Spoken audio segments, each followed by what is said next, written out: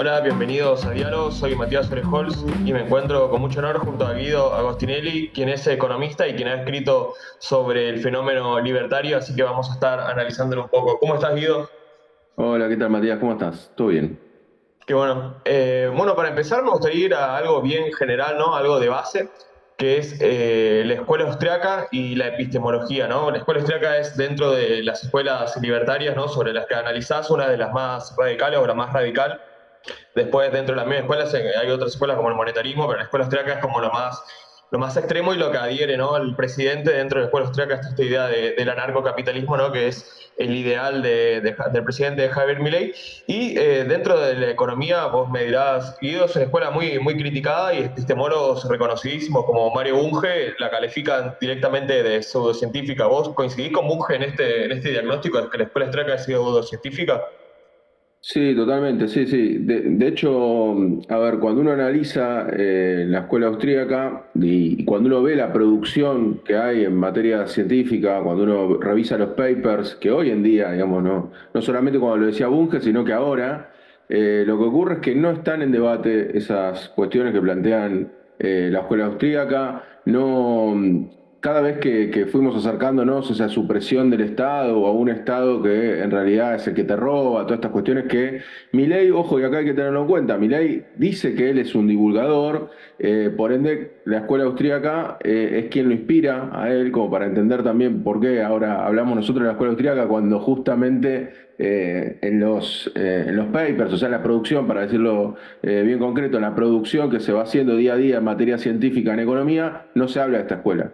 ¿Por qué? Porque, bueno, cada vez que se intentó alejar, digamos, al Estado de la economía, las consecuencias fueron malas. No solamente tenemos el caso de Argentina, más marcado, por ejemplo, con la dictadura militar, que sí había economistas que tenían esta influencia de la escuela austríaca, sino que hablamos ya a nivel global. Por ende, esto es algo que toda la producción, en realidad, que se está haciendo de los papers científicos es en función de ver cómo hacer para que el Estado funcione mejor. Y ahí sí también hay un montón de debate, hay un montón de debate rico que nos estamos perdiendo, ¿no? Porque cuando yo te puedo decir muy fácil, bueno, hay que industrializar mediante un Estado interventor. Y bueno, y seguramente si me pones con tres, cuatro economistas más, vamos a discutir y vamos a diferir en cómo tendría que ser ese plan industrializador.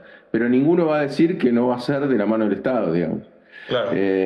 Así que la escuela austríaca, en definitiva, como conclusión, no está. De hecho, nosotros la estudiamos poco en economía, se estudia poco, se estudia más a Milton Friedman, como bien mencionaste vos, que es la escuela monetarista, porque es un poco más realista, vamos a decirlo así, es un poco más aplicable lo que plantea Milton Friedman, si bien en mi caso particular yo no estoy de acuerdo, es alguien con un poco más de los pies sobre la tierra, menos filosofía no pudiendo ser aplicada. Pero sí lo que creo, porque también para no desmerecer, digamos, a esta escuela austríaca y a sus seguidores, es que tiene muy buenos eslogan o tiene un atractivo esta escuela, pero de científico tiene poco.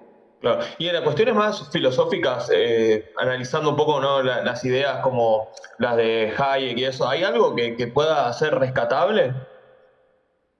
No, a mí me parece que, a ver, que es rescatable en tanto y en cuanto haya un exceso del otro lado. A ver, cuando uno dice, bueno, en realidad no vamos al extremo de eliminar el Estado, pero cuando uno dice el Estado tiene que funcionar reducido en términos de emisión monetaria, a mí me parece que eso es algo que uno. No hace falta irse a ellos para tomar esto, pero quiero Claro. decir, esa parte sí suena coherente, suena bien, o sea, un Estado que emite en forma crónica en exceso no es positivo. Entonces, la escuela austríaca sirve como contrapeso para una visión en la cual hay un relaje total del gasto público. En ese punto sí, pero después en términos prácticos, no sé, podríamos, todo lo que es más la vertiente Rothbard, que son quizás Los más más radicales. extremos, más radicales, cuando él dice, bueno, las calles no tienen que ser públicas, tienen que ser privadas para evitar a los indeseables. Él habla de, bueno, también Curioso justamente en este. que lo diga eso un intelectual, y esto hay varios, ¿no? Dentro de la escuela austríaca, un intelectual judío, con toda la persecución que hubo, que hubo con los judíos, que un judío diga eso es bastante chocante, ¿no? Sí, sí, Justamente sí, cuando había en la Edad Media, por ejemplo, no se dejaba circular libremente a los judíos, sobre todo en festividades cristianas, que lo diga él es como raro. sí, sí, sí, sin lugar a dudas. No, a ver, pero la escuela austríaca se puede simplificar, se puede explicar muy rápido. A ver, es que todo lo tiene que regular el Estado, lo tiene que regular el mercado, perdón, mirá que fallido. Todo lo tiene que regular el mercado. Porque, bueno, entonces en definitiva uno puede llegar, si yo te doy esta premisa, podemos llegar a cualquier disparate. Entonces podemos hablar de, como le pasó a Milei, creo que le jugó en contra en la campaña, pero no lo suficiente como para no ganar la elección, que es, le preguntan qué hacemos con el mercado de órganos, y bueno, y él dice que, no, que tiene que funcionar como un mercado, qué hacemos con los órganos, con la donación, y entonces eso le trae problemas, ¿no? Claro. Es Porque, curioso, acá hay algo para analizar que dentro del discurso libertario también, bueno, se impregnó y se ve mucho en Argentina también mucho de la ideología conservadora. Y Javier Milei, siendo tan liberal, entre comillas, ¿no? Y hablando a favor de la venta de órganos, es raro que en su discurso, ¿no? Si sigue esta lógica, no se concluye también, por ejemplo, la legalización de las drogas como alternativa para combatir el narcotráfico, siendo que eso realmente es una medida liberal donde el mercado se encargaría de regular. Pero bueno, como está tan ligado el conservadurismo al libertarianismo, estas ideas nunca se difunden, ¿no? sí, está tan ligado que fíjate que el índice de libertad económica lo hace la Fundación Heritage, que es una fundación conservadora de Estados Sí, Unidos. sí, O sí. sea, Ahí y de eso vamos a hablar en un Y rato. supuestamente son los que miden cuán libre sos. Pero bueno, más Claro. allá de que después lo abordemos, a ver, no sé en el caso preciso de Milei, porque Milei es cambiante, digamos. En su posición, por ejemplo, con el aborto también fue cambiante. Pero a ver, lo que vos mencionabas, yo he visto entrevistas en las cuales él decía que estaba a favor del consumo de estupefacientes, siempre y cuando el Estado no tenga que hacerse cargo de esos consumos.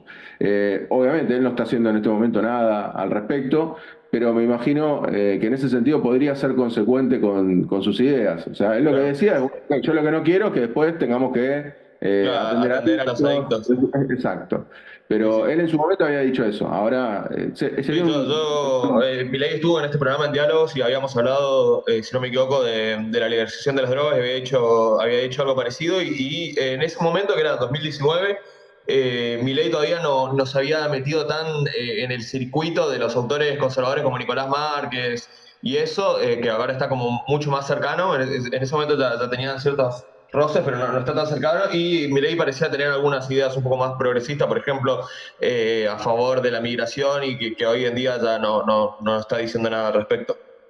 Sí, sí, exacto. Bueno, a mí me parece que eso va a mostrar, para mí sí, a él lo está corriendo un poco más la agenda conservadora, sin lugar a dudas, pero bueno, porque es la forma, también yendo más a lo político, uno tiene que estar aferrado a alguna parte del poder que justamente te dé posibilidades de poder gobernar, ¿no? Claro. Entonces, quienes lo acompañan es más el sector conservador en Argentina, porque el liberal en serio no tiene fuerza o peso acá en Argentina.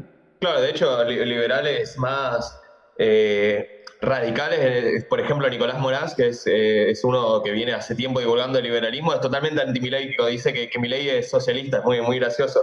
La parte más dura del liberalismo, bueno, por lo menos ese sector está en contra de Milei, lo ve como un político más. Bueno, también el caso de Giacomini, ¿no? El que fue antiguo socio de Milei, está dentro de esa línea.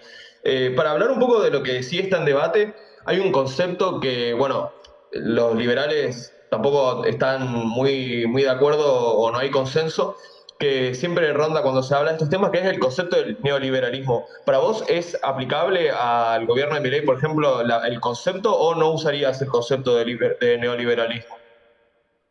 A ver, es interesante la pregunta, la verdad nunca me la hicieron, pero a ver, sí, ellos, a ver, depende, de nuevo, a ver, el problema con estas cosas es lo que uno define como. O sea, si el neoliberalismo, no sé cómo vos lo pensaste como definición, pero si uno piensa o tiene asociado, por lo menos en Argentina, a la reminiscencia de lo que puede ser lo que ocurrió después del consenso de Washington, después del año 89, con lo que fue el menemismo. Entonces, que en definitiva el neoliberalismo, al menos como yo lo entiendo, es una intervención del Estado en pos del capital. Entonces, que no sería la supresión del Estado. O sea que en ese sentido yo creo que hay una diferencia, y que en ese punto entiendo el enojo de Milei. Lo que pasa es que lo que también veo es que hoy Milei lo que está haciendo es eso. O sea que él en realidad se enoja con el neoliberalismo porque lo que él propone no es estrictamente lo mismo, pero por otro lado termina siendo lo mismo. Pero bueno, podríamos discutirlo porque todas estas cuestiones tienen muchos matices, ¿no? Pero yo creo que lo que él plantea no es liberalismo, pero el neoliberalismo, pero lo que él está aplicando ahora es neoliberalismo. Pero bueno, no sé qué concepción Claro. tenías Sí, es tú, hacia dónde que apuntabas. porque no hay tampoco un consenso muy claro y algunos dicen que, por ejemplo, todos los liberales, post-liberalismo clásico, vendrían a ser neoliberales en teoría de la escuela austriaca, el monetarismo, etcétera. Pero bueno, es un concepto muy discutido dentro tanto dentro del liberalismo como fuera en los críticos del liberalismo. Hablando del monetarismo que lo mencionamos, dijiste que era un poco más cercano, se acercaba un poco más a la realidad. ¿Qué aspectos del monetarismo crees que pueden llegar a tener cierta vigencia? Bueno, a ver, primero, en lo que es Milton Friedman, el mercado, por ejemplo, como ellos conciben los procesos inflacionarios, ellos toman la teoría cuantitativa del dinero de Fisher, en la cual la emisión monetaria es la que Claro. genera inflación. La famosa Eh, frase de Milei, la inflación es un fenómeno siempre y en todo lugar estrictamente monetario, algo así, ¿no?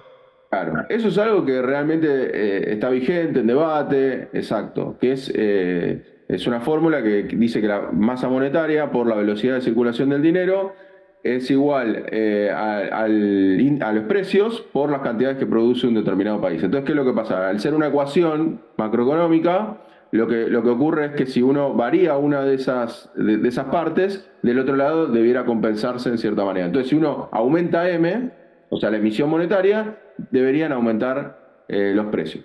Lo cual esto fue bastante criticado, yo no suscribo a esta visión de esta forma. Sí creo, por eso digo que se puede rescatar que una emisión monetaria genera una mayor tensión en los precios. Pero yo lo que no creo es en esta ecuación en la cual pareciera que si vos aumentás un 20% la emisión monetaria vas a tener un aumento de 20% en los precios.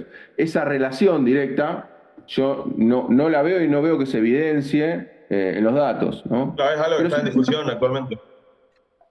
sí, digamos, de costado, sí, vamos a decirlo así, porque hay quienes son más estrictos con esta regla, hay quienes son menos estrictos con esta regla. Pero a mi modo de ver, sí se genera esta tensión por la misma ley de oferta y demanda, en la cual al menos yo no la desconozco, digamos. O sea, si vos ofreces más de un determinado bien, es lógico que haya una tendencia ante una demanda quieta en que ese precio decaiga, ¿no? Como nos puede ocurrir con cualquier bien de la economía.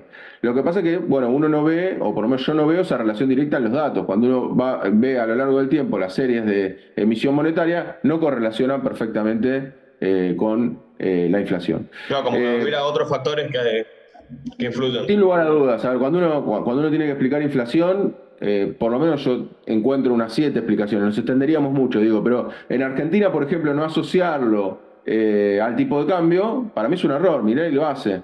Milei dice que básicamente una devaluación no tiene absolutamente nada que ver con la inflación. Y la historia argentina lo que nos muestra, si uno ve los gráficos a lo largo del tiempo con estos datos, lo que más correlaciona, esto no estoy queriendo decir que es la causa, ojo, ojo, Claro, que eso, no quiero correlación o sacarlo. causalidad. Lo que más correlaciona es el tipo de cambio, oficial, no el blue encima.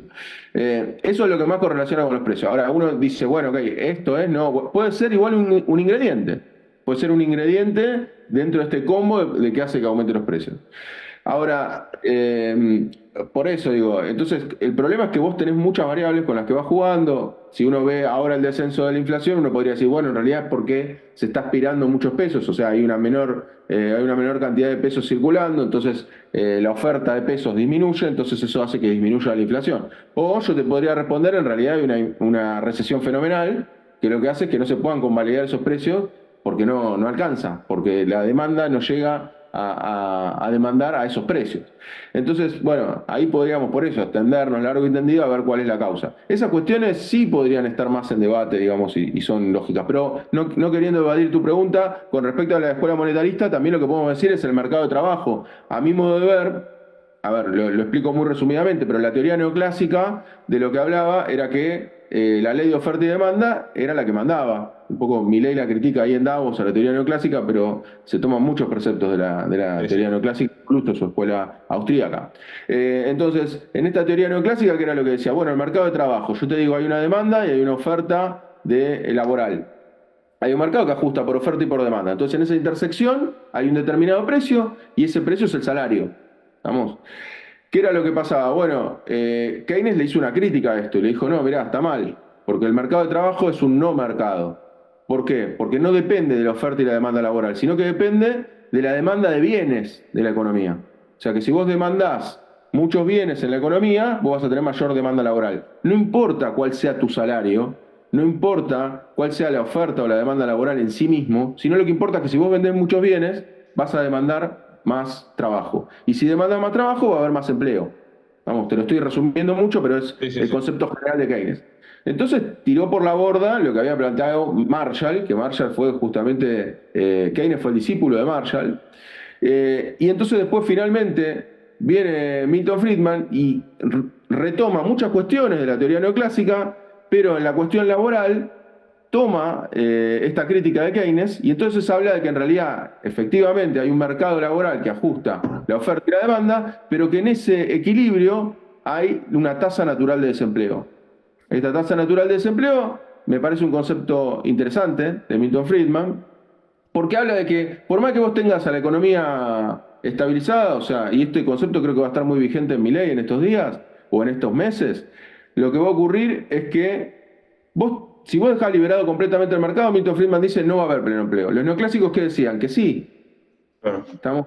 Entonces él reconoce que en esta liberalización de la economía va a haber un punto en el cual va a ser un empleo, no, un desempleo natural, ANAIRU se llama, que son las siglas en inglés del desempleo natural. Entonces, a mí esto me parece un concepto interesante de Friedman, porque básicamente reconoce que el mercado no puede llevarnos al pleno empleo, así per se. Lo cual a mí Es una escuela mucho más moderada. exacto, es una escuela más moderada y es una escuela, vamos a decirlo así, más realista. En tanto y en cuanto, y yo creo que Milei eso lo toma, porque vos fijate que no nos está proponiendo pleno empleo. Entonces es una cuestión que decís, bueno, si la NAIRU, esta tasa natural de desempleo, llega al 12%, bueno, tendremos que convivir con ese 12% de desempleo y va a decir, bueno, ok, si vos seguís haciendo las reformas, bajando impuestos y demás, progresivamente lo vas a ir bajando. Pero no te promete el pleno empleo. Y a mí me parece que eso es interesante. Claro. Bueno, mencionamos un poco el tema del índice de libertad económica, que me parece un tema interesantísimo y que se debatió mucho en este programa.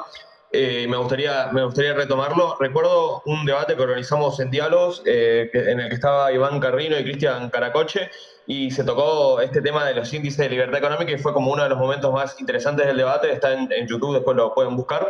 Es muy interesante porque, bueno, Milei lo menciona todo el tiempo y es casi, diría, el dato más duro, más fuerte que tienen los libertarios. Es decir, uno discute con un libertario por internet y lo más cercano a la evidencia que te puede llegar a dar es estos índices de libertad económica, que si uno ve cómo está hecho, esto ya lo dije varias veces, de hecho, esto lo discutí con Milei en persona en esa entrevista del 2019, la pueden buscar también. Milei evadió completamente la cuestión, pero yo le había dicho, si uno ve cómo están hechos esos índices, se va a dar cuenta que básicamente son índices de calidad institucional que están hechos a propósito para que los países más desarrollados estén más arriba y los países más pobres más abajo, pero que libertad económica tiene poco o absolutamente nada. De hecho, está lleno de contradicciones. Uno ve, por ejemplo, los índices de Heritage Foundation, ve qué países tienen más gasto estatal por PBI y salen los países que están más altos en los índices de libertad económica. Es decir, como un dato tan básico como el gasto per cápita estatal correlación inversamente con el índice de libertad económica es extremadamente raro, bueno, pero los libertarios no se dan cuenta de esta cuestión. Sí, sí, sobre esto yo tengo también, mira, no sabía lo de la entrevista, después la voy a ver. Interesante si tuviste la entrevista aparte con Milei para ver qué respondía, porque la verdad yo lo escribí en el libro, Falacias Libertarias, también en el canal de YouTube que tengo, es tema recurrente. Tiene varias incongruencias, es extenso, vamos a tratar de resumirlo, me imagino que vos igual ya algo habrás hablado en otros videos, pero quiero decir, 100% suscribo 100% con lo que vos decís, es un índice que está armado para que correlaciones. ¿Por qué? A mí me parece que, ¿por qué está armado el índice? Porque uno podría decir, ¿para qué es necesario este índice? Si uno, partamos de la base inicial, ¿no? ¿Qué ejemplos de países podemos tener en el mundo? Entonces uno ve la primer potencia, es Estados Unidos, y dice, che, no tiene absolutamente nada que ver con lo que proponen los libertarios, porque de hecho tienen déficit fiscal de hace más de 20 años. Tienen una intervención estatal, en este momento tienen el plan de infraestructura más grande de toda su historia. Entonces, uno dice, che, la primer potencia no tiene absolutamente nada que ver. Bueno, Trump proteccionista con los productos chinos, ahora se quiere reimplementar con Biden.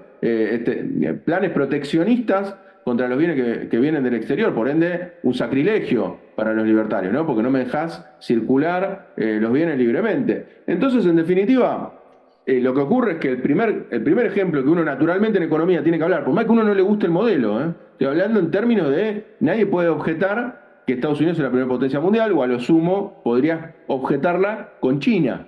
Claro, lo más extremo del caso del estatismo. Que China, claro, es una economía con empresas estatales, a más no poder, en prácticamente los rubros centrales, en el rubro inmobiliario, en el rubro de alimentos. Tiene una empresa estatal de alimentos China, en el rubro energético. Bueno, y tiene una planificación centralizada fenomenal. O sea, tal es así que vos, por ejemplo, no puedes abrir una fábrica en cualquier provincia de China sobre lo que a vos se te ocurra, sino que justamente está dividido hasta el mismo territorio de China en donde vos podés hacer tus inversiones. En definitiva, lo de China creo que está claro y de hecho tampoco lo considero, a mi modo de ver, un modelo a seguir. Claro, otro tema que eso lo tenemos que discutir aparte es el tema de los países nórdicos. Es decir, los países nórdicos no tienen absolutamente nada que ver con políticas libertarias. De hecho, son políticas claramente socialdemócratas, pero bueno, esto les genera un montón de conflicto a los libertarios y tienen 10.000 formas de disonancia cognitiva para arreglar este conflicto, ¿no? No, es interesante lo que decís. Por eso, bueno, entonces, los dos ejemplos que tenemos, el país que más crece y el país que el PBI más grande, no cumplen con esta premisa. Pues si no sería tan sencillo como decir eso, che, a ver, ¿por qué tenemos que hacer un índice, no? Y después, a su vez, también lo que tenés son los países nórdicos, que es donde mejor se vive. En realidad en Europa es donde mejor se vive, más precisamente los países nórdicos. Y bueno, y ahí yo hice un montón de posteos también en Instagram, digo, donde pongo los cuadros con los datos, porque llega un punto donde ya hablar no alcanza, porque decís, mirá, el gasto público más alto, la presión impositiva más alta, tasas de sindicalizaciones más altas de todo el mundo, tienen empresas estatales, y yo tomo el caso de Suecia, que me parece el más llamativo, que tiene una empresa estatal de bebidas alcohólicas de alta graduación. O sea que si vos querés tomar y que monopoliza el mercado, o sea que básicamente se meten en tu vida de manera tal de que no podés libremente tomar bebidas alcohólicas de alta graduación. O sea, como para que entendamos el contexto de que son recontra intervencionistas y es donde mejor se vive. Entonces, esto está claro que no funciona así, y ahí lo que hacen, para que quizás te ayude a entender qué es lo que ellos toman y qué es lo que no, ellos ahí lo que hacen es lo que yo en el libro llamo cherry picking, que es esta falacia de tomar y seleccionar las cerezas. Entonces, como en los países nórdicos se les dificulta porque van agarrando una cereza, esto es una falacia, ¿no?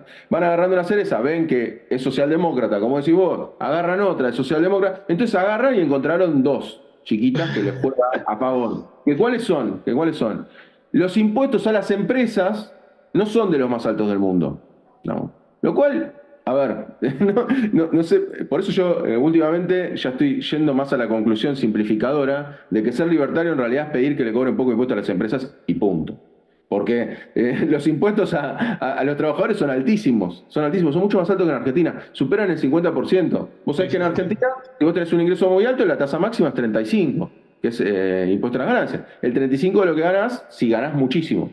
O sea, vos acá en Argentina te pueden pagar un sueldo de 10 millones de dólares todos los meses y vos pagás 35 de ganancias, no pagas más.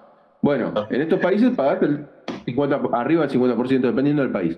Entonces, bueno, la cereza linda es, bueno, pagan poco impuesto a las empresas. Y otra cereza que toman, que Roxana Kramer, no sé si... Sí, estuvo en diálogo, una amiga mía. Estuvo en diálogo, buenísimo. Bueno, Roxana lo marca bastante, tuvo un debate con respecto a este tema. No se pagan indemnizaciones. O sea, vos tenés libre contratación de personal y lo podés despedir. Y Roxana, ¿qué es lo que mostró? Lógicamente, porque es alguien que investiga, es... Che, pará, te tenés que poner de acuerdo con el sindicato para despedir a un empleado. O sea, hay un montón de trabas que no tienen nada que ver con indemnizar o no indemnizar. Cada país lo resuelve a su manera. Con esa tasa de sindicalización en Islandia llega al 90%. Es el país más sindicalizado del mundo. Por ende, si te tenés que poner de acuerdo con el sindicato, ya es todo un tema. O sea que hay una protección laboral que no necesariamente tiene que venir de la mano de la indemnización. De hecho, a mí no me parece la mejor protección laboral la que tenemos en Argentina mediante indemnizaciones. Digamos, podríamos plantear estas cuestiones. O sea que no hay argumento para los países nórdicos. Pero bueno, volviendo al índice de libertad económica, los países nórdicos están, si no me falla la memoria, en los primeros 15 puestos están todos los países nórdicos. O sea que ya encontramos alguna inconsistencia. Pero bueno, ahí lo que ellos hacen es agregar variables a este índice de libertad económica para que les correlacione con los países más desarrollados. Como bien decías vos, ¿cómo hacen esto? Bueno, con distintos artilugios. Uno es que es muy raro que sea un índice y que sea todo un promedio simple. ¿Estamos? O sea, los indicadores que lleva dentro el índice de libertad económica se forman a través de un promedio simple. ¿Qué quiero decir con esto? Si yo digo, no sé, ¿cómo determino si una casa es linda? No sé, lo primero que se me está ocurriendo en este momento. Bueno, que tenga espacio el armario, que tenga la heladera y que esté pintado. Ahora, uno lo que podría decir es, para mí, una casa linda, sin lugar a dudas, tiene que tener los servicios funcionando y que esté pintada y linda. Listo. A eso lo pondero más que si tengo espacio en el armario. ¿Estamos? Sin embargo, ellos lo que hacen es directamente la presión tributaria lo ponen como un valor más. ¿Qué quiero decir? Lo Claro. ponen como un datito más que se diluye entre medio de un montón de otros datos que ellos ponen, que son percepciones y demás, que tienen No, poco de aparte de científico. cosas ridículas, por ejemplo, niveles de corrupción, o sea, es muy conveniente decir que un país con poca corrupción es de tu ideología, ¿entendés? Como que si hagamos un índice socialdemócrata, que es, por ejemplo, lo que me gusta a mí, ponga que no haya causas de corrupción en el gobierno, como diciendo, bueno, esto es socialdemócrata, y es como muy conveniente, ¿no? Sobre todo si uno está haciendo un índice. Bueno, hay que ir a lo básico, que es estos índices están hechos así porque son parte de think tank libertarios y están hechos así a propósito. Es decir, no te ocultan que esos índices están para promover una agenda, una ideología, y uno inmediatamente al ver eso debería sospechar. No son índices objetivos, es decir, no son índices Sí, aparte, que percepción de la justicia. ¿La justicia cómo funciona mejor? ¿Con más o con menos Estado? Si vos le das recursos a la justicia, pero esto es una obviedad. Si vos le das recursos a la justicia, lo que va a hacer es que va a investigar mejor, ¿no? Va a encontrar el claro, delito, va a poder combatirlo. Y en definitiva, ellos lo que te dicen es que si funciona mejor la justicia, sos más libre. O sea, no cualquiera. tiene ningún sentido. No tiene en cuenta, por ejemplo, las cuestiones políticas. Por eso, Singapur, que tiene el mismo gobierno hace 60 años, el mismo partido, el PAP, Partido de Acción Popular, en Singapur, es el número uno de hace varios años del índice de libertad económica de Heritage. Entonces vos decís, ¿cómo puede ser? Bueno, no, le parece que la cuestión política no es importante para la libertad económica. Y directamente en Singapur te llevan presos y mascas chicle. O sea, para que entendamos las libertades, cómo están cercenadas en Singapur. Así todo, Singapur es un país bastante interesante. También uno se podría preguntar por qué está en ese puesto número uno. ¿Sabes que el mayor propietario de tierras en Singapur es el mismo Estado, que lo destina a planes de vivienda y a planes industriales?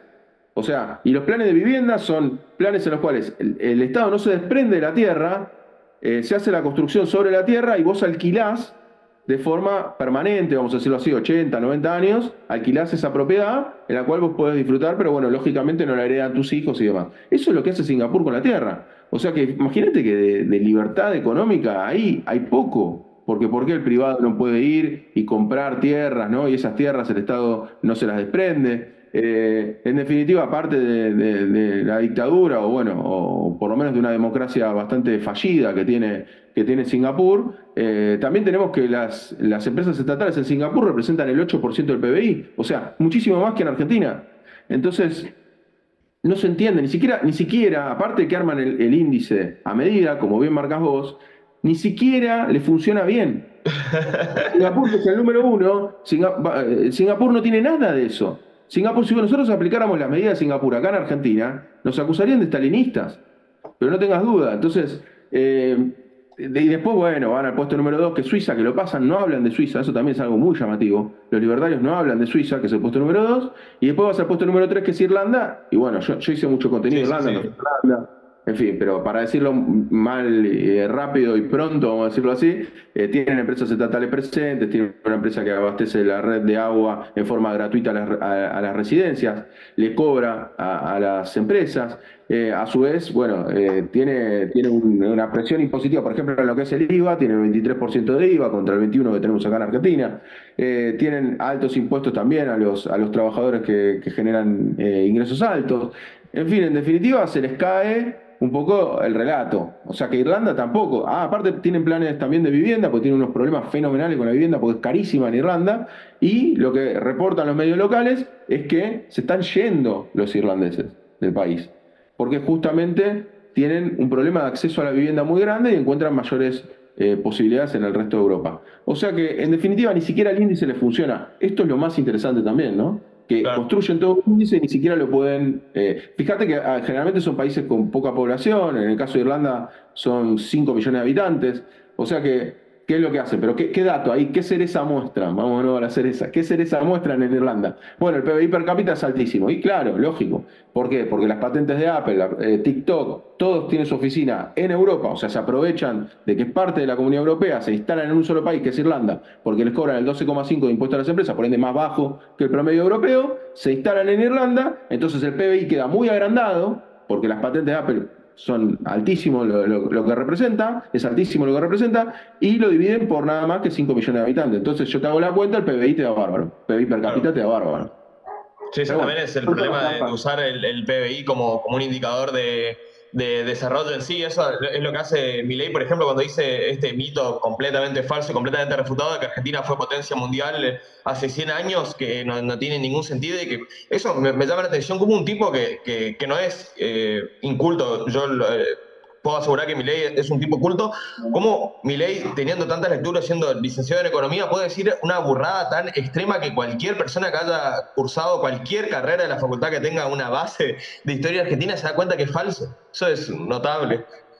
No solo eso, sino vamos a hacer lo mismo que hicimos con el índice de libertad económica. Vamos a ver si el dato, porque él lo que dice es que se mide por PBI per cápita. Ahora, yo lo que hice, digamos, en mi canal de YouTube hice un tutorial sobre el tema, o sea, para que te des una idea, porque ya me estaba cansando de hablar con libertad y decir, no, ni siquiera éramos el PBI per cápita más alto del mundo. Vale. O sea, que encima ese dato está mal. Sí, Eran sí, solo 36 países de 169 que mide Madison, que es la fuente que él sí, toma. sí, sí. Cuando uno va a esa fuente, Argentina ni siquiera es el primero. De hecho, lo primero que ves es por el orden alfabético de Argentina. Australia ya lo superaba en 1895 y en todos esos años. Entonces, solamente se medían 36 países y de esos 36 países Argentina ni siquiera era el que tenía PBI per cápita más alto. Más allá de, como bien dijiste vos, que el PBI per cápita no nos determina nada, porque todos los documentos históricos lo que nos muestran es que las condiciones eran pésimas en Argentina, las Claro. condiciones sociales. Hay una Entonces, desigualdad extremada también. sí, aparte los datos también son endebles. Tengamos en cuenta que el sistema de cuentas nacionales empieza a ser un poco más sólido a partir del 30, de la década del 40. De hecho, hoy en día sí podemos contar con buenos indicadores, pero que en ese momento eran todas aproximaciones. También eso hay que tener en cuenta, Sí, ¿no? sí, O sí, sí, sea, claro. Bueno, mencionaste algo que es fundamental, que es el intervencionismo de Donald Trump, porque es muy extraño. Yo llevo años, de hecho, muchos años antes de que se pongan de moda los libertarios y esta nueva derecha, personajes como Agustín Laje, Danan y todo eso, yo los venía investigando hace muchísimo tiempo y investigando, bueno, lo que va a decir las falacias libertarias, ¿no? Y es rarísimo como dentro de esta oleada de conservadores uno ve a los libertarios, ¿no? Estos que andan con la bandera de la vigorita y eso, apoyando a Donald Trump cuando Donald Trump era totalmente, o sea, las medidas concretas más importantes son totalmente contrarias al ideal libertario. O sea, ¿cómo ves esa relación de Donald Trump y los libertarios? ¿Cómo la explicás? Yo nunca la entendí. no, a mí me parece que, a ver, y dicho por mismo Milei, lo que yo interpreto que dice Milei es que los une el espanto, vamos a decirlo así. A ver, lo que Milei hace es decir, bueno, en realidad Trump está en una lucha anticomunista, de nuevo, ¿no? Claro, el cuento de la batalla cultural. Exacto. Entonces, él lo aborda por ese lado. Alguna vez me han comentado, yo la verdad no la he visto yo la entrevista, pero me han comentado que Milei estuvo justificando también la acción de Trump, por ejemplo, con el proteccionismo con China, porque decían que China artificialmente devaluaba su moneda. Digamos que este es el gran argumento, igual. Digo, no hace falta verlo en un video, digo, es el gran argumento de por qué no dejan entrar los productos chinos. Yo me acuerdo que en la época de Trump hubo bastantes disputas con respecto a esto, porque Trump decía, está devaluando la moneda, por ende me ingresan los bienes más económicos de China. Entonces ese era su argumento para aplicar proteccionismo. Que lejos está de querer criticarlo, digo, me parece lógico que un país, y más como Estados Unidos, y más con la producción fenomenal que tiene de bienes, sea proteccionista. El tema es que, bueno, aparentemente este podría ser el argumento de Milei de cómo aplicar proteccionismo, lo cual se le caería toda la Sí, teoría. eso iba a decir, es como, bueno, está bien, pero entonces estás admitiendo que el proteccionismo funciona. Claro, y aparte tomar como premisa que porque China devalúa, bueno, entonces él arrancó el gobierno con una devaluación del 118%, una variación del tipo de cambio del 118%, mejor dicho. Entonces, si él hace esa política, que entonces nadie nos debería comprar porque devaluamos mucho, vamos a decir así. Entonces hicimos los bienes argentinos más competitivos, vamos a decirlo así, entre muchas comillas. Esas son cuestiones que la moneda local de cada país son cuestiones de soberanía. Yo sé que a Milei eso mucho no lo entiende porque él quiere dolarizar, pero funciona así. O sea, un país puede devaluar y bueno, es parte de su incentivo para exportar más, pero a su vez también los salarios medidos en moneda dura caen. Entonces, bueno, es algo que tiene que definir internamente cada país y ese era el argumento el cual usó Trump para que no ingresen los productos chinos, aparte de que hacen también dumping. De nuevo, no quiero caerle con la crítica a Trump, sino que decir justamente que es todo lo contrario a lo que plantea Milei y como eso es bastante notorio, yo creo que él cada vez que hace esa asociación, sí, de hecho creo que hay una entrevista internacional que le hacen a Milei en el cual también lo comparan con el presidente de Hungría o le preguntan también con respecto a Meloni. En fin, Bolsonaro, o sea, uno puede agarrar estos líderes así carismáticos, vamos a ponerle de alguna Son manera, populistas de derecha para usar un claro, y concepto entonces más uno dice, politológico. claro, y uno dice, ¿qué tienen en común? Y bueno, entonces ahí cuando, como es una bolsa de gato en la cual él no se puede encontrar nada en común, él dice, bueno, la lucha contra el comunismo, ¿no? Contra... Es como que se quedaron perdidos en la época de la Guerra Fría, parece. Sí, lo que pasa es que, bueno, ahí tenés, ya que nombraste a Laje, a mí Laje me parece un personaje del cual se habla poco, un personaje bastante nefasto, mucho más que Milei desde ya, Uy, porque Nicolás esta Márquez, cuestión, ni te cuento, o sea, bueno, está a otro nivel. porque esto de tratar de encontrar, esto del marxismo cultural es un papelón, o sea, es un papelón desde todo punto de vista, es no haber leído jamás a Marx, es no entender, Cosas básicas, historia de la filosofía tampoco. exacto. Entonces, a mí me parece que ahí es donde ellos lo que hacen es armar una gran falacia del espantapájaro, ¿no? Un gran espantapájaro simplista, en el cual, bueno, la agenda marxista y demás que hay que derribar, y que en realidad eso de marxismo no tiene nada. En todo caso, póngale agenda democrática, no sé. No, pero de marxista, o sea, distorsionaron todo, distorsionan todas las. De hecho, hay en una entrevista que Milei, de hecho, no, en la entrevista o en Davos más Sí, sí, precisamente, sí. Milei también habla de que redefine lo que es el marxismo, ¿estamos? Sí, claro, hablabas de esta idea, ¿no? De la batalla cultural que promueven los libertarios, que me dio gracia como dijiste, que básicamente no es comunismo, sino agenda democrática. Acá se ve, por ejemplo, últimamente tipos como Laje y eso, están su blanco, ¿no? En esta supuesta batalla cultural son, por ejemplo, organizaciones como la ONU, lo fue la Organización Mundial de la Salud, o sea, cada vez van más a una radicalización más cercana a lo que era la derecha clásica del ultranacionalismo, ¿no? Esta idea de no dejarse influir por otras culturas, ¿no? Abrazar la internacionalización y ven, de hecho, a la internacionalización como algo indeseable. Sí, sí, sí, por eso, sí, estoy de acuerdo, cada vez van por más, realmente pienso que sí es una batalla cultural de ellos, yo no desmerezco lo que ellos están haciendo en ese sentido, desde ya no coincido, pero digo, quiero decir que ellos, y de hecho en Argentina hay que decirlo, ellos ganaron, para mi modo de ver, bueno, ahí tengo muchas discusiones, ¿no? Podríamos entrar en un debate más filosófico de si se ganaron, si lo están ganando, las batallas siempre, obviamente, están siempre en tensión, ¿no? Pero sin lugar a dudas, para mí hay un sentido común hoy en día en Argentina que se asemeja bastante a lo que ellos piensan, lamentablemente. Ellos han logrado instalar que el Estado es algo nocivo y que siempre es inoperante, lo cual, bueno, por eso, ahí lo que uno tiene que hacer es estudiar, formarse y ver, bueno, pará, de la mano del Estado es como progresaron las grandes potencias. Si queremos ser potencia, también uno podría preguntarse si uno quiere ser potencia, pero O si uno ser quisiese, posibles. Si es posible también, es verdad, desde ya, es por medio del Estado. No hay un caso, ni un solo caso en el mundo, en el cual por liberalizar y por retirar al Estado se haya llegado a ser potencia, ninguno. De hecho, esto lo entendieron Estados Unidos, China, bueno, como repasamos, los países nórdicos o Europa, y nadie Desde está el planteando comienzo que... del capitalismo de Inglaterra también. Exacto, exacto. Así que, sin lugar a duda, lo que sabemos es que con el Estado el Estado, y esto es importante entenderlo, porque más sobre todo por esta cuestión de las redes sociales, que en mi caso, imagínate que con este libro, con tener redes de falacia libertaria y todo, te recibo un ataque constante, y entonces el razonamiento, siempre lo que ellos aplican a los libertarios es decir, bueno, con el Estado no fue mal. No, no, pará. Justamente el Estado es una condición necesaria, pero no suficiente.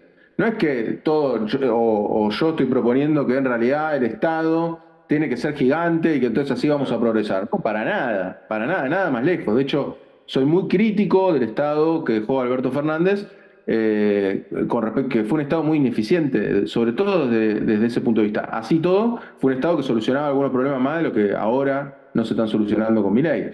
Pero así todo, digo, es una condición necesaria. Claro. Aparte, Pero acá hay algo interesante para recomendarle, ¿no? A los que están interesados en estas, las ideas de la libertad o en estas filosofías libertarias, es que si realmente quieren leer algo cercano, ¿no? a la crítica al Estado, yo les recomendaría que lean a los autores anarquistas clásicos del siglo XIX, a Bakunin, Kropotkin, Proudhon. Ahí van a encontrar también una crítica al estatismo, pero desde una izquierda y capaz, bueno, les abra un poco la cabeza. Y es raro bueno, los supuestos anarcocapitalistas o anarquistas anti-Estado nunca mencionan estos autores, es decir, se dan cuenta, ¿no? Que si por algo en la primera internacional socialista estaban los anarquistas, bueno, pero bueno, ahí van a encontrar ideas que por ahí claro. les interese y les abra un poco la cabeza. Mencionaste algo muy clave, que es esto de que de alguna manera se está ganando la batalla cultural. Y acá yo creo, esto también es un tema que analizamos muchísimo en diálogos, que en gran parte los intelectuales tienen la culpa de que esto haya sido así. En gran parte porque subestimar al oponente, es decir, los economistas, por ejemplo, serios o que tenían una capacidad para debatir, a Milei lo veían como un loquito, como decía, panelista intratable. Entonces nadie se molestaba en criticarlo, nadie se molestaba en hacer lo que hiciste vos. Por eso valoro muchísimo tu trabajo en exponer las falacias libertarias. Todos lo dejaban pasar. Lo mismo se puede decir de los filósofos o los historiadores con las ideas del Aje. Es decir, los intelectuales viven en una torre de marfil totalmente alejados de la realidad, de lo que está pasando, del debate que interesa a la gente, y se pierde la oportunidad de confrontar con estas ideas que son, bueno, que terminaron en lo que vos decís, que terminen ganando la batalla cultural. Pero fue una batalla que nunca realmente se dio porque los intelectuales argentinos, y también es algo que pasa a nivel internacional, se la dejaron servida, es decir, se la dejaron, nunca se metieron en esa batalla y bueno, eso tuvo sus consecuencias.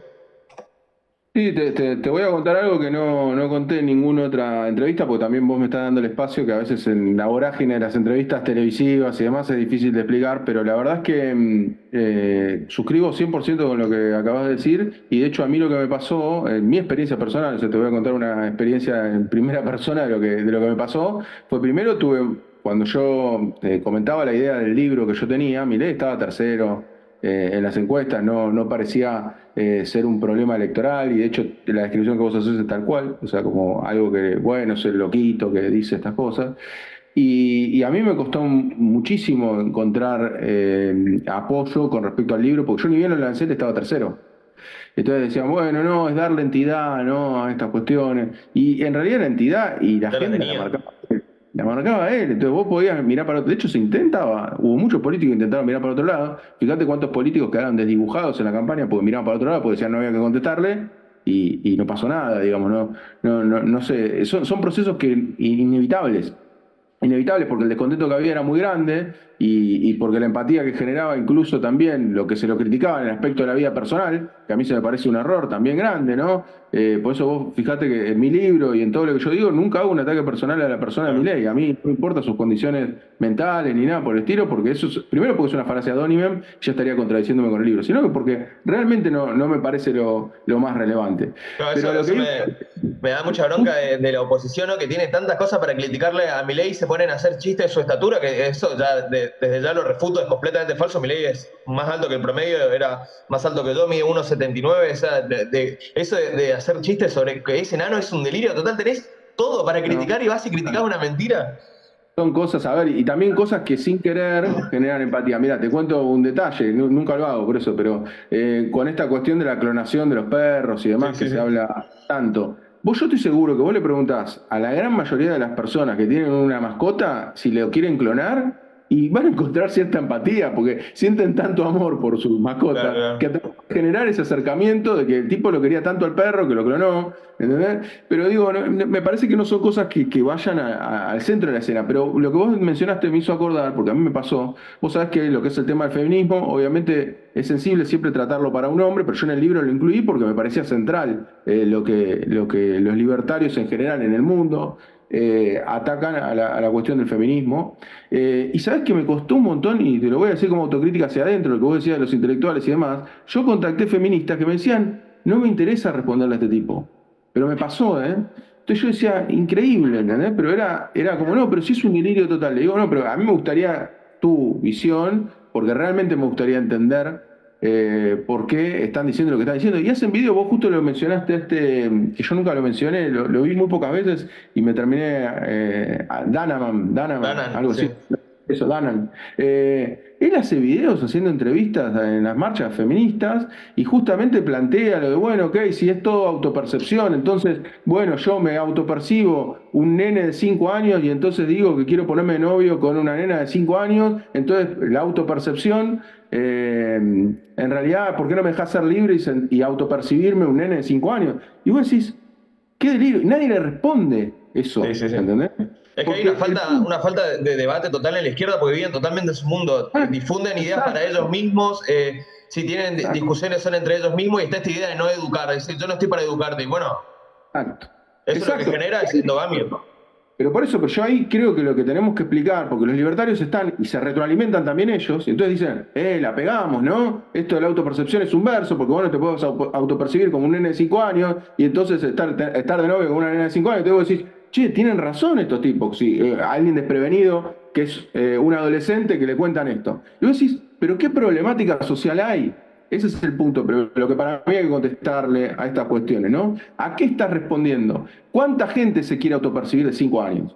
¿Y cuánta gente en realidad se quiere autopercibir del sexo opuesto o Claro. tiene la preferencia que quiera? Entonces, lo que no entienden los libertarios nunca es en la autopercepción, es que responde a una problemática social, que no son casos aislados, que la ciencia y que en general lo que tenemos que abordar como problemáticas, como sociedad, son cuestiones generales, no cuestiones aisladas. Obviamente, después te dicen, bueno, si te autopercibís un perro, una jirafa. No, ¿cuánta gente se autopercibe perro, Claro. jirafa? Además, hay algo, eso lo charlamos específicamente acá en diálogo con el psicólogo Gerardo Primero. Hay una cuestión que es la autopercepción del género, tiene que ver por cómo el cerebro está sexuado y no tiene nada que ver con la edad o con sentirse un dragón. Gerardo decía, es completamente comprensible que por cómo está sexuado el cerebro, cómo funciona el cerebro en relación a los niveles hormonales, etcétera, la autopercepción pueda variar de un género a otro, pero si un paciente llega y dice, no, yo me siento un dragón o yo me siento un nene de 5 años, un psicólogo va a decir, bueno, estos son síntomas psicóticos. Si una persona llega y dice, bueno, yo tengo disforia de género, es decir, yo tengo genitales masculinos, pero me siento femenino, decir, bueno, esto es disforia de género y se soluciona, o sea, es completamente otro diagnóstico porque la etiología es completamente diferente y porque a nivel cerebral es algo completamente diferente, pero bueno, como el progresismo en general, ¿no? Yo me identifico como progresista socialdemócrata, pero a la vieja escuela, ¿no? Soy muy crítico del progresismo contemporáneo, porque se volvió en gran parte totalmente alejado del debate, completamente alejado de las discusiones científicas, completamente endogámico, o sea, hablan para ellos mismos, para su nicho, y cuando se les enfrenta, por ejemplo, Danan, igual, obviamente olvídate que esas entrevistas están totalmente arregladas, seguro cualquiera que haya respondido algo razonable no quedó en la edición, pero cuando esto pasa mucho, ¿no? Cuando un libertario, alguien de derecha va a discutir con un progresista, se nota de tanto vivir en su nicho, están totalmente incapacitados para contestar contraargumentos. Exacto, Entonces, exacto. Por eso tampoco debate. A ver, yo tuve un solo debate con un libertario, lo tengo en mi canal de YouTube, un tipo bárbaro, la verdad, José Troliero, que era candidato de la Libertad Avanza. Y bueno, más allá de que tengo una buena relación, también lo que te puede ocurrir son dos cosas. O que se ponen en el extremo y no podés discutir, por ende vos fijate que yo, teniendo la exposición que tengo, como llamo al debate y demás, tendría que tener un listado de libertarios queriendo debatir, no ocurre, sino que en este caso lo fui a buscar yo. Y después cuando tengo el debate, en realidad lo que él propone, a mi entender, esa es mi interpretación, no es nada libertario. ¿Entendés? Porque termina siendo una agenda de centro-derecha. Entonces, en definitiva, terminamos discutiendo no la eliminación del Estado, sino que él me dice que el Estado tiene que ser más eficiente, lo cual hasta podemos encontrar puntos de encuentro. claro, claro. Entonces, lo que para mí es como que hay dos grandes posiciones. Si es libertario a ultranza, se cae, no puede debatir porque los argumentos son, por lo menos para mí, fácilmente rebatibles. Y si por otro lado lo que te puedes encontrar es no, que en realidad empieza a contradecir las premisas libertarias. De hecho, te cuento algo. Yo estuve, por eso hicimos la entrevista ahora y no antes. Vine de Córdoba porque fui a entrevistar a dos, junto con Bardán Bleyan, un periodista de Página 12, fui a entrevistar a dos de los tres intendentes que ganaron por el sello de la Libertad Avanza en todo el país, en Córdoba. Y fíjate que también ahí cuando uno se pone a hablar de política, no te quiero anticipar tampoco tanto porque bueno, está en elaboración ahí la nota y demás, pero como ese anticipo, es cuando te pones a discutir política, vos decías, che, pero vos lo que me estás diciendo no es ser libertario, me estás diciendo otra cosa. Entonces por eso yo veo esas dos grandes, el libertario extremo se cae en su propio peso porque no puede mantener una discusión seria. Y si no, te vas a encontrar con alguien que se dice ser libertario, pero que en realidad no lo es. Entonces la discusión es otra. Claro.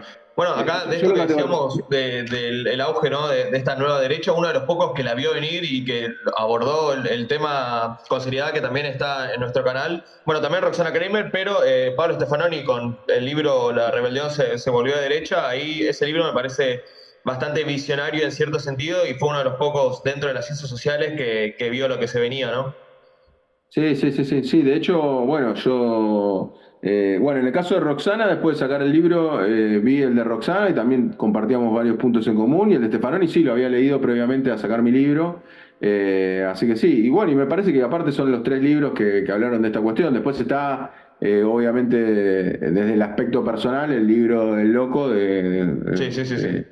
Juan Luis, pero bueno, son los cuatro libros que abordaron esta problemática en Argentina y el resto ni siquiera quiso dar la discusión. Pero esto ocurre muchísimo en la política. Yo te podría contar muchas anécdotas que tuve de gente que directamente me decía, no, pero le estás dando prensa a Claro. esto. Acá Primero, algo muy... es un halago porque me hace sentir importante, pero digo, no funciona así, no funciona así. De hecho, dentro de las ciencias políticas, nosotros entrevistamos, por ejemplo, a Christian Mazuca, que es un politólogo de Harvard, es como top de la politología. Fue en junio, si no me equivoco, en julio, pero fue antes de las PASO, ¿no? Y nosotros le preguntamos sobre cómo veía el caso de Milei y decía, no, Milei no tiene estructura política, Milei no va a ganar, olvídate, como no te preocupes. Y bueno, y me parece curioso porque también este politólogo Atilio Borón, que también estudió en Harvard, él hizo un video ridiculísimo de ahí, se hundió tremendo, diciendo, bueno, yo estudié en Harvard, esta es mi tesis, esta es mi biblioteca, bla, bla, bla, como chapeando, ¿no? Todos sus estudios, decía, yo predigo que Milei no va a ganar el balotaje, y si gana, yo quemo mi biblioteca y quemo mi tesis. Eso textualmente lo dijo, y bueno, después todos los libertarios sobre todo le decían, che, y cuando decía, vayan a la plaza tal a tal hora, che, estuve en la plaza y no pasó nada, ¿qué pasó?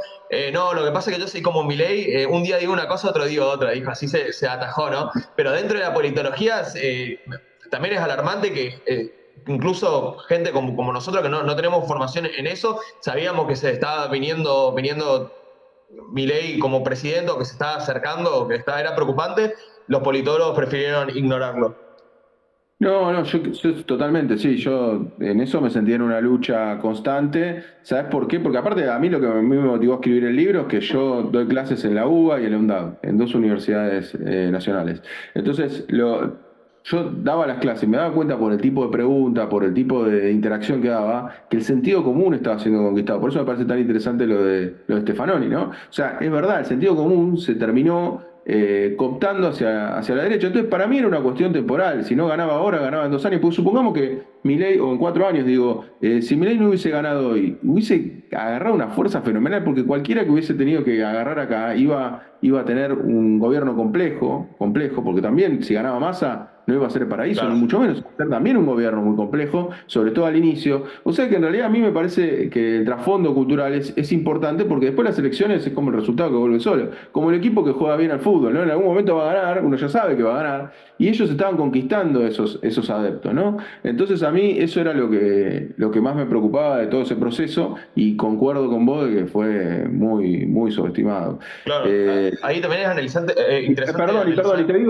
te digo una cosita más que me parece interesante para traer también un poco de actualidad. Se sigue subestimando hoy también el proceso de Milei y se dice que pierde adeptos y demás, y eso para mí es totalmente falso. Todavía la base de Milei es muy fuerte. Si fueran las elecciones hoy, yo pienso que vuelve a ganar. O sea, que para que entendamos, ¿no? Cae el 20% de poder adquisitivo de los salarios, devaluación del 118%, inflación acumulada del 71%.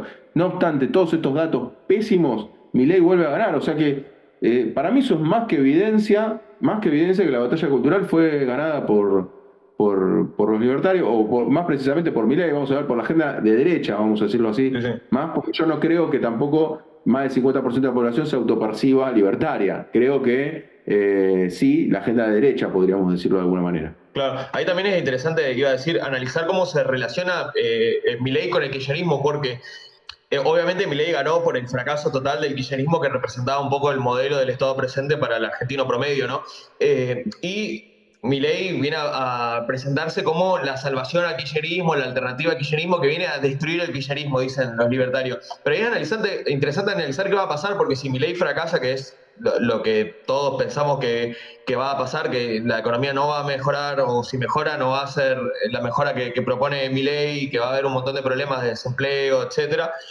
Si Milei fracasa, lo más probable es que el kirchnerismo tome más fuerza, porque todo el discurso del kirchnerismo se basa en decir el neoliberalismo destruye la economía, nosotros somos la alternativa. Entonces, el fracaso de Milei invariablemente va a generar el auge del kirchnerismo, y ahí, bueno, hay que ver si entramos en una dicotomía como antes era el peronismo y el radicalismo, el libertarismo y el kirchnerismo podría ser una opción en el futuro. Sí, sí, a mi modo de ver, bueno, eso creo que da para otro debate, pero a mi modo de ver lo que hizo Alberto Fernández no fue kirchnerismo, pero bueno, podríamos también discutirlo. A su vez también hay que ver los procesos a nivel mundial, qué es porque uno lo que dice es, bueno, hay alguno que te dice que quizás no haya estudiado mucho el proceso, que te dice, bueno, después de Milei va a venir el otro extremo, el próximo presidente va a ser Grabois, por Sí, ejemplo, bueno, eso ¿no? es algo que se dice, sí. O Moreno también es un...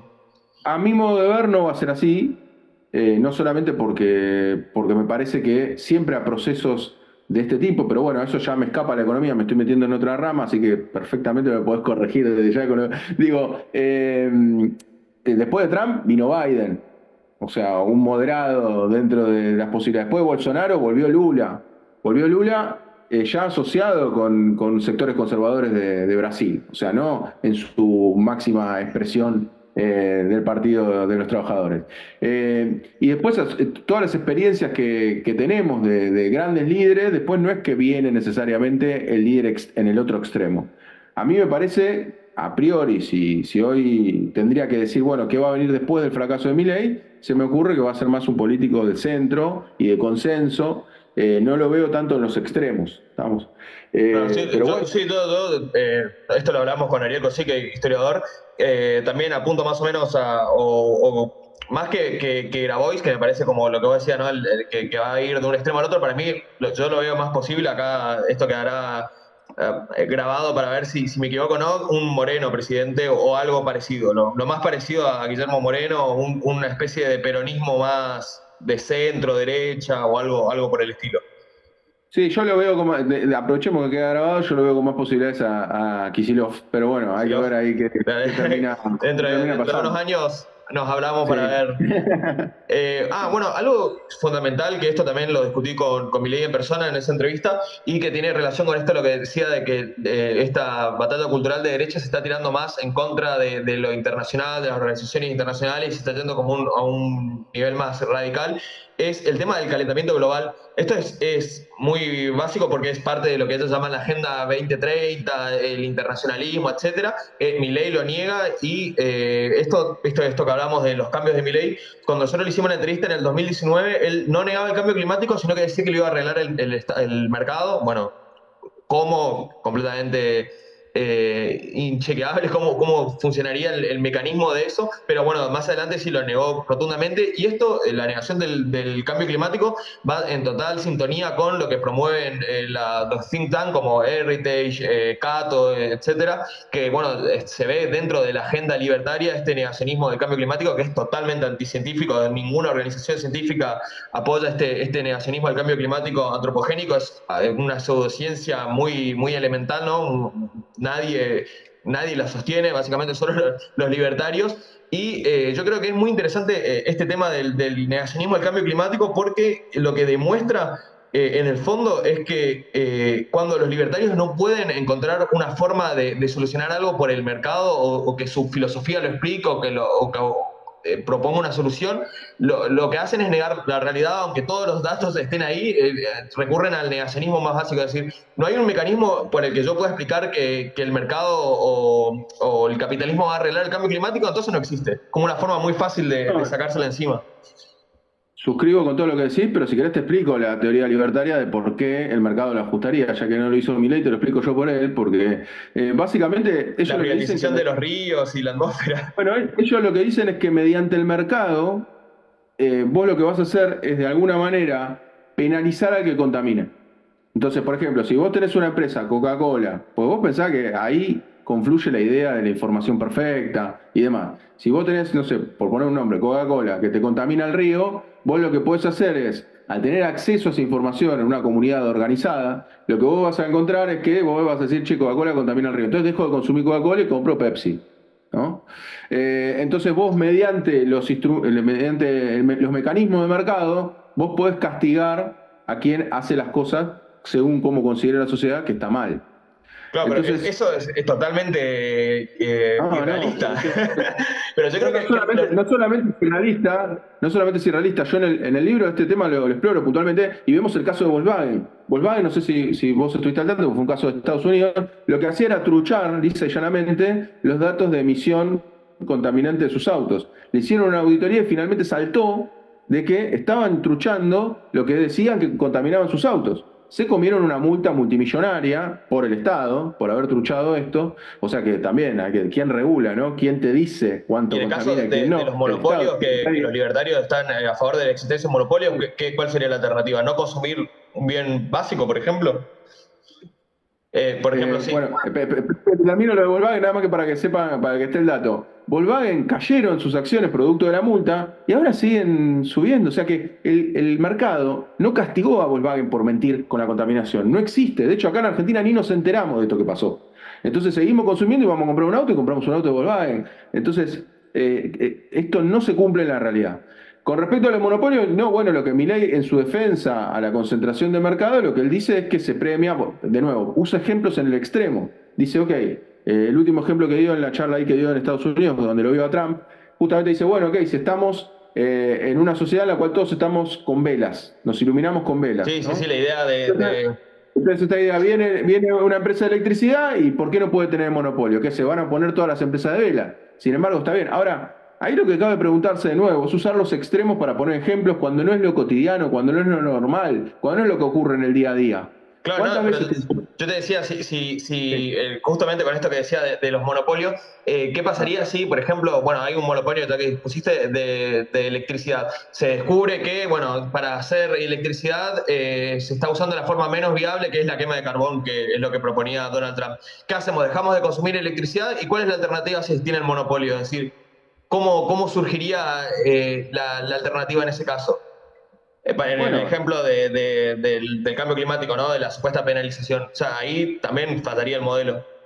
Claro, ahí lo que ellos te van a decir es, bueno, en realidad de alguna manera uno no va a consumir a esa producción de energía mediante el carbón y vas a optar por energías alternativas. No sé. Pero en el caso de los monopolios, sí. Claro, bueno, en el caso de los monopolios lo que va a decir es que, en definitiva, el monopolio ellos lo ven como algo transitorio, entonces lo que va a decir es, ok, está Ah, bien, vos tenés monopolio, pero va a haber muchos incentivos para que vos y yo nos pongamos de acuerdo, como si tuviésemos disponibilidad de capital ilimitada, y hagamos una energía renovable y destronemos a este monopolio, porque este monopolio está dando algo que la gente no quiere. Y si la gente no quiere lo que ofrece este monopolio, nosotros podemos desbarrancar este monopolio. Lo cual es absurdo, no funciona así. sí. De hecho, siempre, de vez en cuando viene algún libertario a cuestionarme, por ejemplo, en la empresa de cerveza, yo lo estudié puntualmente para la tesis de maestría, la empresa Quilmes de cerveza acá argentina, que justamente tiene la concentración de mercado arriba del 80 y pico por ciento. Entonces te dicen, bueno, pero ¿por qué no viene una y la destronas? Que no funciona, porque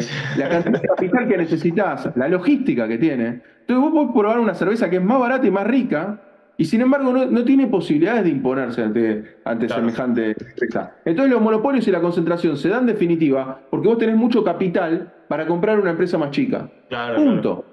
Entonces, eso, ¿qué invenciones? Por eso lo que decía Milei de las velas y demás, de nuevo, suena muy bien electoralmente, suena muy bien a los oídos, decir, che, mirá, el progreso se premia con un monopolio y que ganen más plata, está bien, porque en realidad me facilitaron la vida. Buenísimo. No, pará. En la realidad, los monopolios se dan porque empresas grandes compran a otras empresas. Entonces, ¿qué invención, qué salto me diste? ¿Qué beneficio como sociedad me está dando como monopolio? Ninguno.